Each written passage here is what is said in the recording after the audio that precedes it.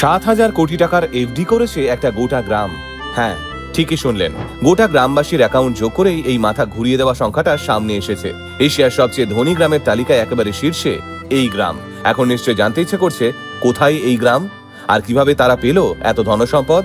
তাহলে চলুন সেটাই জেনে নিই আজকের এই ভিডিওতে। শুনতে যেন বিভূতিভূষণ বন্দ্যোপাধ্যায়ের চাঁদের পাহাড় উপন্যাসের গল্পের মতো লাগছে, তাই না? গল্পের নায়ক শঙ্কর স্বপ্নের দেশ আর অজানা সম্পদের খোঁজে পাড়ি দিয়েছিল সুদূর আফ্রিকায়, কিন্তু আজকের ঘটনাটা কোনো উপন্যাসের নয়, একেবারে বাস্তবের। আর এই চাঁদের পাহাড় কোনো দূর আফ্রিকার জঙ্গলে নয়, রয়েছে আমাদের দেশে, ভারতের মাটিতে। গ্রাম মানেই পিছিয়ে থাকা, আর কাচের ঘরে মোড়া ঝকঝকে শহরগুলোই অর্থ আর শিল্পের প্রাণকেন্দ্র। এই চেনা ধারণাকেই একেবারে উল্টে দিয়েছে এই গ্রাম। এমন এক গ্রাম যেখানে গ্রামবাসীদের ব্যাংক অ্যাকাউন্টে জমা টাকার অঙ্ক শুনলে শহরের আচ্ছা আচ্ছা বড় লোকেদের মাথা ঘুরে যাবে। এখন প্রশ্ন একটাই, কোথায় এই গ্রাম? কিভাবে এলো এত টাকা? আর কি বা আছে এই গ্রামের ভিতরে যা তাকে এশিয়ার সবচেয়ে ধনী গ্রামে পরিণত করেছে? এই গ্রামটির নাম মাধাপুর। অবস্থান গুজরাটের কচ্ছ জেলায়, ভুজ শহরের খুব কাছেই। গুজরাট মানেই ব্যবসা বাণিজ্যের রাজ্য, একথা আমরা সবাই জানি। আর এই রাজ্যই দেশের দুই সবচেয়ে বড় শিল্পপতি মুকেশ আম্বানি আর গৌতম আদানির জন্মভিটে। কিন্তু সেই গুজরাটের বুকেই যে এমন একটা গ্রাম আছে যেখানে গ্রামবাসীদের মোট স্থায়ী আমানত প্রায় 7,000 কোটি টাকা, তা জানলে যে কেউ ভিড়মি খাবেন। মাধাপুরের জনসংখ্যা কম বেশি 32,000, মোট বাড়ি আছে 20,000 মতো। বাইরে থেকে দেখলে গ্রামটা একেবারেই সাধারণ, পাকা রাস্তা, ঘরবাড়ি, মন্দির সবই আছে, কিন্তু কোনো আকাশ ছোঁয়া বিলাস নেই। তাহলে এত টাকা এলো কোথা থেকে? উত্তরটা লুকিয়ে আছে গ্রামের সীমানার বাইরেই, মানে দেশের বাইরে। এই গ্রাম মূলত প্যাটেল সম্প্রদায়ের গ্রাম। এই সম্প্রদায়ের মানুষের মধ্যে বহুদিন ধরেই একটা প্রবণতা রয়েছে, ভাগ্যের খোঁজে দূর দেশে পাড়ি দেওয়া। গ্রামের প্রায় 1200 পরিবার আজ বিদেশে বসবাস করে। তাদের বড় অংশই থাকেন আফ্রিকার বিভিন্ন দেশে। কেউ নির্মাণ শিল্পের সঙ্গে যুক্ত, কেউ ব্যবসায়ী, কেউ কেউ আবার চাকরি সূত্রে সেখানে গেছেন। এই যাত্রা আজকের নয়, শতাব্দী প্রাচীন।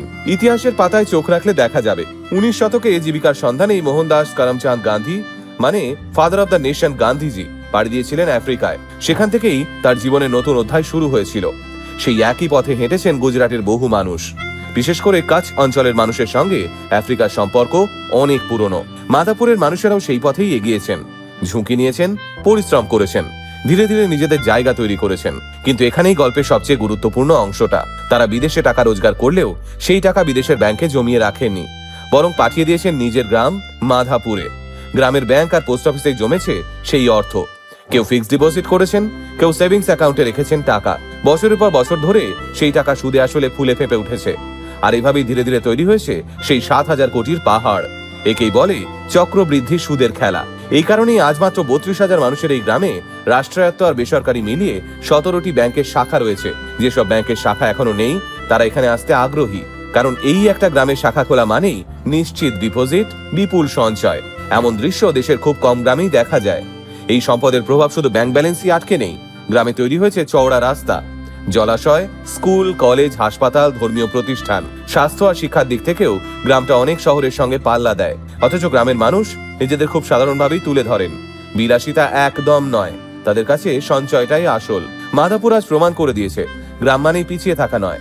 সঠিক দিশা, কঠোর পরিশ্রম আর নিজের শিকড়ের প্রতি টান থাকলে গ্রামও হতে পারে সমৃদ্ধির প্রতীক। এই গ্রাম রাতারাতি বড়লোক হয়ে ওঠেনি।